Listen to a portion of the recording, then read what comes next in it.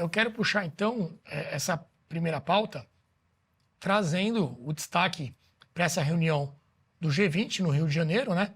E uma cena curiosa que já chamou a atenção de todos ao longo do dia foi o encontro entre o Lula, presidente Lula, e o presidente da Argentina, Javier Milei. Um encontro um pouco frio, digamos assim. Vamos dar uma olhada nessa cena.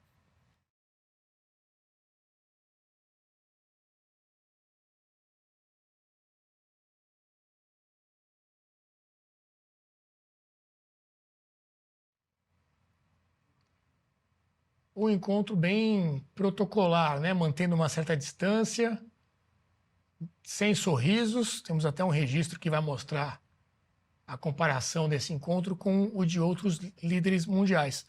O Lobauer, seu primeiro comentário aí sobre esse encontro, o G20 no Rio de Janeiro, o Brasil sendo anfitrião deste momento, né? Um momento importante. E o Milei que estava já com... Olha lá, ó, olha essa imagem que eu falei, ó. Vamos botar até em tela cheia. Diversos líderes, né? Tem ali o Macron, tem o Biden, sempre com muito sorriso no rosto, né? Estampado. No meio da tela está tanto o Milei quanto o presidente Lula com cara ali de poucos amigos, uma cara mais fechada. Tu analisa até o momento aí do que a gente teve até agora aí no G20 e esse encontro aí entre Milei e Lula acontecido hoje. Bom, o G20 é uma instituição, uma organização mais recente da história do mundo, né? Enfim, ele é um subproduto do que era o G7, depois o G8, né? No período das grandes potências, depois incorporaram a Rússia no pós-Guerra Fria, isso foi reajeitando, vieram os BRICS, e o G20 é uma espécie dos países mais importantes do mundo. Se você olhar os números brutos, é do tipo 65% do PIB, números desse tamanho, né? Então, o mundo tem 193 países, os 20 mais importantes do ponto de vista da riqueza, da segurança, enfim, do investimento e tal. Então, é importante sediar um encontro do G20. A gente tem que prestigiar. O Brasil é um dos países mais importantes do mundo, mesmo que a gente ache que talvez não seja, mas ele é. E é importante o presidente da República ter esse protagonismo, enfim, nosso chefe de Estado, chefe de governo. Então tem todo esse protocolo, acho importante. Agora, para ficar na questão do Milei, o Milei ele virou uma espécie de outsider de todo o processo, né? Por todas as razões que a gente já conhece. É um país que passou por um período muito difícil nos últimos 30 anos, vários calotes, credibilidade lá embaixo, e ele, uma figura que veio completamente de fora, tentando reconstruir com tudo aquelas ideias que a gente já discutiu aqui também, muitas vezes as ideias da escola austríaca, implementando austeridade, liberdade econômica, transformando muitas instituições argentinas. Então não combina muito além do Lula, não combina muito com esse discurso todo que compõe uma boa parte dos comandantes dos países contemporâneos. Estou falando de França, de Alemanha, de África do Sul, de China nem tanto. O próprio Estados Unidos do Biden, né? Que ainda é o... do Biden, exato. Então, ele é uma espécie de figura diferente na fauna dos países mais importantes. A Argentina é um dos G20. Agora, isso é uma questão geral. Agora, em particular, a relação Brasil-Argentina, acho que nunca teve tão distante. Nunca teve tão distante. Quem acompanhou a formação do Mercosul lá com Sarney e Alfonsín, né? Depois veio Menem com Fernando Henrique, era Carlito para cá, era amigo para cá e tal, irmão e tal. Depois a gente foi passando por momentos não tão próximos até que a gente chegou no momento que são figuras diametralmente opostas. O Lula é uma figura descendente no sentido phasing out, né? É uma liderança que, por mais importância que tenha, ficou antigo, ficou velho. E o Milei é uma pessoa completamente diferente do quadro, com ideias muito distantes, e não tem papas na língua, não é um diplomata, não é um político tradicional. Então só pode esperar uma imagem como essa. Acho que não é surpreendente. E o Lula que fez uma campanha aberta, né, para o oponente do Milei nas eleições, o Sérgio Massa. Financiamento. Financiou, mandou marqueteiro. Publicitários, exato. Um esforço grande ali. Não tem como. Não tem como ser mais do que isso que foi. Acabou não sendo suficiente. O G20 hoje ele é composto por 19 países, mais 2 blocos econômicos. Vou ler aqui a lista de países. Argentina, Austrália, Brasil, Canadá, China, França, Alemanha, Índia, Indonésia Itália, Japão, Coreia do Sul, México, Rússia, Arábia Saudita, África do Sul, Turquia, Reino Unido, Estados Unidos, União Europeia e União Africana, que participa pela primeira vez depois de entrar no grupo no ano passado, em 2023. São nações aí que compõem 85% do PIB global e mais de 75% do comércio mundial e quase 2/3 de toda a população. Então é 75% do comércio, né? Do E comércio. 85% do PIB. E o Lula aproveitou ali o momento de fala dele para focar na questão da fome. Trouxe alguns dados um pouco questionáveis, mas mais uma vez o Lula pega esse tema, né, de combate à fome e tudo mais. Vamos ver o que disse então o presidente do Brasil. Conseguimos sair do mapa da fome da FAO em 2014, para o qual votamos em 2022 em um contexto de desarticulação do Estado de bem-estar social. Foi com tristeza que, ao voltar ao governo, encontrei um país com 33 milhões de pessoas famintas. Em 1 ano e 11 meses, o retorno desses programas já retirou mais de 24 milhões e meio de pessoas da extrema pobreza. Até 2026, novamente, sairemos do mapa da fome. Pois é, ele de novo dizendo que encontrou 33 milhões de pessoas famintas quando assumiu o governo. Esse dado já foi bastante questionado. E uma outra coisa que também ele falou e às vezes pode passar batido. Ele disse que em menos de 2 anos, ou seja, em 1 ano e 11 meses, já tirou 24 milhões e meio de pessoas da pobreza, através desses programas dele aí, do Bolsa Família e tudo mais. Então encontrou 33 milhões de pessoas passando fome, já tirou 24 milhões e meio. Eu queria o comentário do Luiz Felipe de Orleans e Bragança sobre essa fala aí do Lula e a opinião dele geral aí sobre o que já tivemos do G20 até agora. Bom, muito obrigado, muito boa noite. Olha, olhando o mapa e quem são os países do G20, a economia e a população que o G20 comanda, o G20 rivaliza a ONU em termos de relevância supranacional. O G20 é quase que uma ONU, talvez maior efetividade, sabendo que a ONU não tem essa efetividade toda. O G20 tem uma efetividade questionável, porque eu não vejo nenhuma mudança em termos de padrões de fome, climático, que possa ser feito por uma organização supranacional cujos membros não têm um vínculo direto e também draconiano com a organização, ou seja, ela não tem poder de mando nos países membros. Então são acordos travados, sim, multilateral, no entanto, fica ao dispor e ao critério de cada país implementar. Então essa questão que é levantada, conjunto de fome, a questão vencemos a fome, vencemos a questão do clima, ou qualquer vitória que possa ser oferida ao G20, na minha opinião, não existe. O que existe são ações governamentais locais que dão certo e outros que dão errado. Então, é isso que eu vejo na prática. E o plano de acabar com fome, acabar com pobreza, ter mais emprego, isso são planos locais. E, geralmente, os planos locais que dão certo não são planos governamentais, e sim da livre iniciativa. É por aí que a coisa funciona. Então, o que eles estão fazendo ali, na minha opinião, é tentando se validar como representantes de seus países e tentando validar essa organização supranacional como sendo a coordenadora desses planos locais que dão certo, o que é uma grande falácia.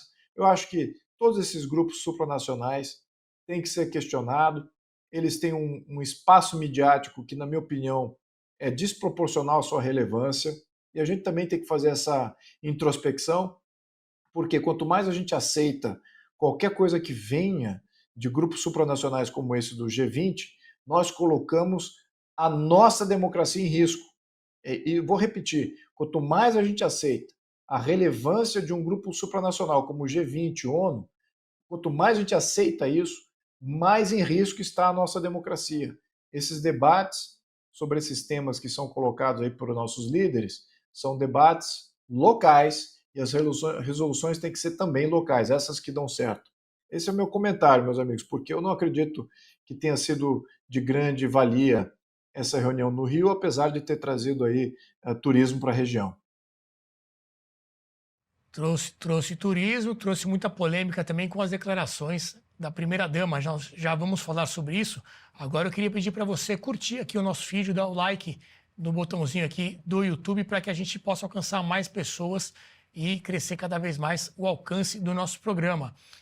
Eu quero trazer a notícia do Poder 360 que fala sobre essa, então, aliança contra a fome, né? É o movimento aí supranacional, como destacou o Luiz Felipe, que conta com 82 países, sendo que a Argentina, no primeiro momento até ia ficar de fora, né, essa posição do Milei, mais de outsider mesmo, mas acabou aderindo também de última hora. O Lula lançou a iniciativa oficialmente nesta segunda-feira, 18 de novembro, durante a abertura da cúpula de líderes do G20 no Rio. Temos a foto oficial também que foi feita com todas essas lideranças, todas não, né, alguns ficaram de fora, inclusive o Biden não estava nesse momento na foto, estava no encontro com o Canadá, se não me engano, mas ficou uma foto bonita lá, o Pão de Açúcar de fundo, o pessoal gosta mesmo desses ambientes. Jean Turco, sua análise aí sobre o G20 e mais uma vez o Lula trazendo essa carta aí da fome, né, como um grande combate à fome, como ele já tinha feito até lá atrás, eu lembro. Eu era jovem, começando a acompanhar a política, tinha o Fome Zero. Não sei que fim levou o Fome Zero, acho que não teve muito futuro naquele momento. Lá foi mais um slogan ali de assim que foi eleito e acabou não tendo tanta repercussão depois. Boa noite. Boa noite, Renato. Boa noite a todos. Pois é, a importância do G20, por um lado, é enorme, porque realmente os números falam sozinhos, se reúnem aqui os maiores países do mundo, os mais importantes, os mais ricos, os mais potentes, etc. Ao mesmo tempo, muitas vezes essas reuniões deixam bastante a desejar, porque as conclusões, afinal, se resumem geralmente só numa carta de boas intenções, geralmente muito vaga, e nenhum compromisso real, nada de concreto e nada que se concretize. É sempre bom diferenciar entre os anúncios e o que se concretiza de fato. É de hoje, por exemplo, a notícia que Biden, até hoje, só para fazer uma conexão, não doou para o Brasil, não investiu no Fundo Amazônia, o famoso Fundo Amazônia, os 500 milhões de dólares prometidos, anunciados. E provavelmente vai terminar o mandato dele dessa forma, sem doar esse dinheiro. Enquanto a mídia e os intelectuais orgânicos deste governo, na época dos anúncios, celebraram, festejaram, mostrando como o governo Lula, a Marina, a ministra do Meio Ambiente, teria conseguido esse apoio internacional e tal. Foi um anúncio, não foi nada de concreto. E assim vai ser o G20 também. É interessante ver sobre a questão de Lula com Milei, porque por vários aspectos. Bom, primeiro, por sorte, diria que assim, prevaleceu o bom senso e os dois tiveram que engolir uma relação que pessoalmente não gostam, mas por uma questão de responsabilidade do cargo. Aquela coisa que sempre se fala. A política externa, em teoria, deveria ser política de Estado e não de governo. Então, evidentemente, eles não se gostam, tanto por motivos pessoais quanto especialmente ideológicos. Lula já errou precedentemente quando fez campanha aberta contra o opositor de Milei, coisa que não se faz, né? Fez algo similar criticando Trump antes das eleições, depois fingiu se ofender quando Milei chamou ele de comunista corrupto, quando, na verdade, quando o presidente de esquerda, Fernandes da Argentina, falou que os brasileiros vinham da selva e eles vinham de barco, aí eles não se ofendeu e continuou convidando e se encontrando com o presidente tranquilamente. Né? Então, na verdade, tem isso. Mas é bom porque isso deu alguns frutos também. Né? Mesmo os dois estando lá com aquela cara fechada, claro, mas deu alguns frutos. Eles assinaram, nessa ocasião, um acordo bilateral importante para uma parceria na área de energia. Então, de importação e exportação de vaca muerta da Argentina para o Brasil. Coisa interessante por vários motivos. Primeiro, porque o Brasil precisa disso, porque atualmente importa gás do gasoduto da Gasbol, que o mesmo nome fala, eles também têm essa mania de dar esses nomes, né? Petrobras Gasbol, da Bolívia, E a Bolívia está passando por vários problemas, inclusive com governantes, presidentes, etc. Então, obviamente, o Brasil entende que é importante diversificar. E como nós falamos muitas vezes quando Milei foi eleito, mesmo tendo um desentendimento pessoal, os dois presidentes, isso não impede de ter relações econômicas. E como mesmo Milei falou muito para a mídia, né? Quando criticavam, falava, mas você que está criticando e fala mal de todo mundo, depois conseguirá ter relações com outros países. Ele falou, falou, economicamente sim, nada impede, não vou impedir nenhum empresário de ter relações econômicas com ninguém. Politicamente, eu pessoalmente não vou ter relações amigáveis, etc. E tal. O último ponto sobre isso é uma pena que relações que deveriam ser livremente e plenamente econômicas, como essa da energia, não são, infelizmente, e acabam sendo dirigidas por acordos bilaterais políticos. Ou seja, esse tal de livre mercado, de capitalismo no qual viveríamos, supostamente, é livre mais ou menos, né? Antes de uma transação econômica, precisa sempre da assinatura de algum político. Sobre a enésima mentira, assim, a enésima vez que ele fala essa mentira, e a enésima das mentiras sobre o número de pessoas com fome, etc., o que dizer? Ele é um mentiroso contumaz, né? Os psicólogos podem explicar isso muito bem.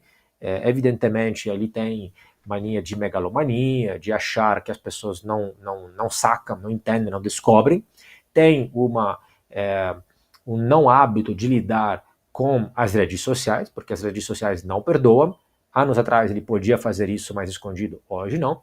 E aí eu me remeto, para terminar, a um livro interessante de John Mearsheimer, que é um dos maiores internacionalistas contemporâneos, ainda vivo, que tem um livro exatamente que se intitula exatamente Por que os líderes mentem? Why Leaders Lie? E ele fala de vários, né? Mas do ponto de vista teórico, ou seja, primeiro, a política incentiva isso, né? A política, a mentira muitas vezes não é descoberta. Então, até o tempo que você precisa para restaurar a verdade, às vezes paga. E ele alega que nas relações internacionais talvez se minta mais que nas relações domésticas. E aí tem vários outros autores depois que falam desse assunto também. E uma das hipóteses qual é? Que talvez se mente mais nas relações internacionais, como aqui neste caso, por exemplo, no G20, para uma plateia de estrangeiros. Por quê? Porque, basicamente, banalmente, eles não sabem. É difícil para eles averiguar, tendem a confiar, né? Então, obviamente, domesticamente, essa mentira pegou. Duvido, por exemplo, que a mídia internacional tenha notado essa mentira. É uma pena porque nós temos um descolamento entre a imagem dele internacionalmente e a imagem dele nacionalmente. Não se sabe muitas vezes a nível internacional o que nós sabemos aqui, como essa mentira mostra.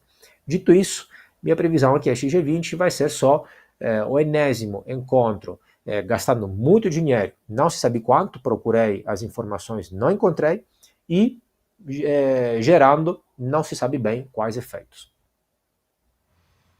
Você comentou sobre as boas intenções, né? Essa aliança contra a fome, tem alguns números aqui que colocam como metas expandir as merendas escolares de alta qualidade para mais de 150 milhões de crianças em países com fome e pobreza infantil. Saúde materna de primeira infância terão como objetivo alcançar 200 milhões de mulheres e crianças de 0 a 6 anos, e por aí vai. Inclusão socioeconômica para atingir 100 milhões de pessoas, com foco nas mulheres.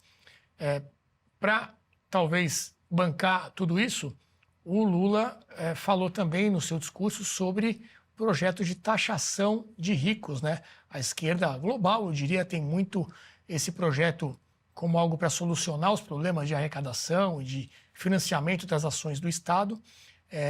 A gente não vê isso com sucesso pleno em lugar nenhum, geralmente o dinheiro acaba saindo, né, desses países, mas o Lula fez questão de colocar ali com alguns números também, que a gente duvida um pouco da efetividade desses estudos, mas ele deu a sua visão sobre a ideia de taxar os ricos para poder gerar esse montante de dinheiro. Vamos ver o que disse o Lula. A cooperação tributária internacional é crucial para reduzir desigualdades. Estudos encomendados pela trilha de finanças do G20 são reveladores.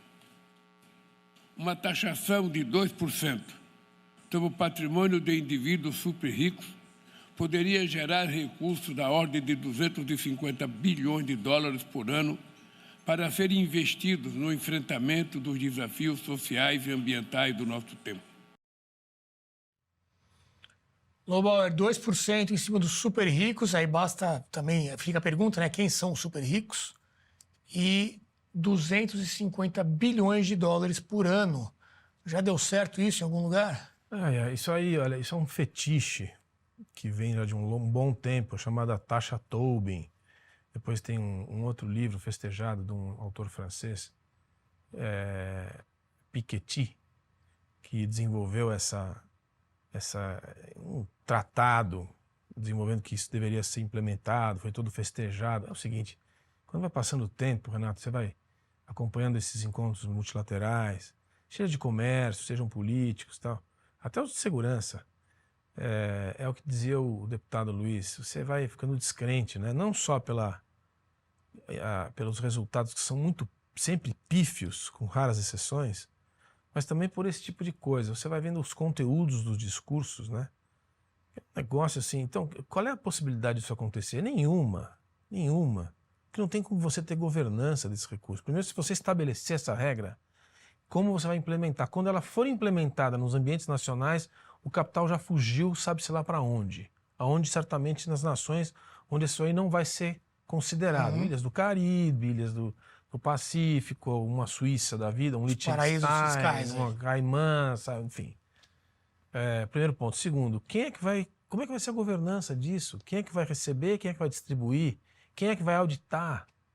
Se você não consegue fazer isso nem a nível nacional, isso é o tipo de proposta vazia, que não tem fica bonitinho de falar, que lindinha a preocupação, e não serve para absolutamente nada, não tem nenhuma função, é contra a ideologia mais banal do que é criar riqueza e prestigiar quem cria riqueza. Então, assim, se fosse uma ideia nova, não é. A ideia da combate à pobreza, você já fazia menção aí, no primeiro governo Lula, eu também estava acompanhando isso lá em 2003, 2004, o Betinho, todos esses números, todo esse esforço, não deu em nada. Não deu em nada, é uma conversa vazia. Essa geração nova aí tem que aprender a desprezar esse tipo de encontro, desprezar esse tipo de pauta que é para jogar areia nos olhos das pessoas, entende? Tem que se livrar disso, sem contar os números falsos, né? Sem invencionices de números aí que não existem, né? De onde vem isso? 2%, 250 bi? Estudos do próprio G20, ele disse, segundo.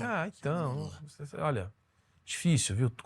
Tudo isso custa energia, tempo, os impostos dos brasileiros foram usados nisso daí, depois ninguém vai conferir, fica por isso mesmo, a gente precisa começar a lutar contra esse tipo de coisa. Ô, Luiz Felipe, você é um grande crítico da reforma tributária, né, que está sendo implementada aqui no Brasil, e o Lula até cita uma questão tributária global, né? Então, teríamos aí uma espécie de governo mundial com uma arrecadação mundial também para esse enfrentamento de forma global. Você acha que seria uma boa ideia? Péssima ideia. Não é a primeira vez que eles tentam criar um imposto global. Eles tentavam antes criar um imposto global baseado no meio ambiente, depois em carbono, depois em uma obediência de uma série de coisas de desarmamento. Agora a questão de fortuna. E é isso que eles tentam viabilizar, essas estruturas supranacionais que, na minha opinião, não têm sustentabilidade nenhuma, senão para fazer propaganda de político e servir como um fórum aí de turismo coletivo aí desses líderes. Com relação ao tema imposto sobre grande fortuna, isso já foi tentado em vários países e faliram e voltaram atrás. Agora, vamos entender por que eles tentaram e faliu a tentativa. Primeiro, porque as grandes fortunas não ficam aguardando, como colocou aqui o Lobauer, não ficam aguardando a mudança da legislação. As grandes fortunas fogem muito antes. E se for olhar o caso do Brasil, é bem provável que todas as grandes fortunas do Brasil já estão praticamente fora do Brasil, ou seja, em estruturas extremamente complexas, fora do Brasil, em holdings, em trusts, que não tem, a legislação brasileira simplesmente não tem um alcance. É por isso que eles pedem para o G20 fazer aí um apoiamento coletivo contra isso, porque o capital foge para onde tem aí a melhor condição de abrigo, melhor estrutura jurídica, onde tem estabilidade, onde não tem líderes como Lula. É exatamente isso que as grandes fortunas procuram.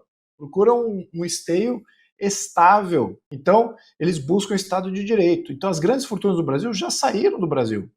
Então, o que é grande fortuna, na verdade? Então, cada país vai ter sua métrica do que é grande fortuna. Se estabelecermos que, olha, a grande fortuna, um padrão mundial, é 5 bilhões de dólares, muito bem, estabelece aí 2% sobre 5 bilhões de dólares. Certamente que aí boa parte das grandes fortunas brasileiras já estão fora dessa tributação. Mas não é esse o caso. Eles começam a estabelecer cada vez graus menores de grandes fortunas. Coloca lá, hoje em dia a grande fortuna é R$1 milhão. É isso que eles colocam aí, 5 milhões de reais como grande fortuna. Isso já escutei debates aqui no parlamento. É um absurdo. Isso é uma penalização na classe média. Você fala assim, a classe média com 5 milhões de reais. Olha, fica imaginando aqui alguém que recebeu uma herança, que de fato é um imóvel, que vale 5 milhões ou vale talvez próximo disso, e sobre alguns outros ativos, pronto. Agora ele está tendo que pagar um imposto sobre tudo isso, um imposto com centenas de milhares de reais que vai ter que ser dedicado para isso, e ele vai ter que fazer como? Ele não tem o rendimento necessário. Então existe um monte de empecilhos aí, porque esse imposto de grandes fortunas não é sobre as grandes fortunas, é para a classe média, depois poderem tributar cada vez mais a classe média. E os países abandonaram, por quê? Primeiro, que o capital foge. Segundo, porque as estruturas legais são extremamente complexas e não são nacionais, então eles estão fora da sua jurisdição. Terceiro, o custo de você fazer uma busca e uma avaliação do que é de fato uma grande fortuna, para ver, dizer, olha, esse aqui tem ativos em Cayman, tem ativos na Suíça, depois tem propriedades nos Estados Unidos, propriedades na França, e quando você calcula tudo isso, o custo disso acaba sendo maior do que quanto você arrecadou daquela uma pessoa, daquela uma conta. Então, o custo é exorbitante de busca e avaliação por parte da Receita Federal. Foi por isso que os países simplesmente abandonaram.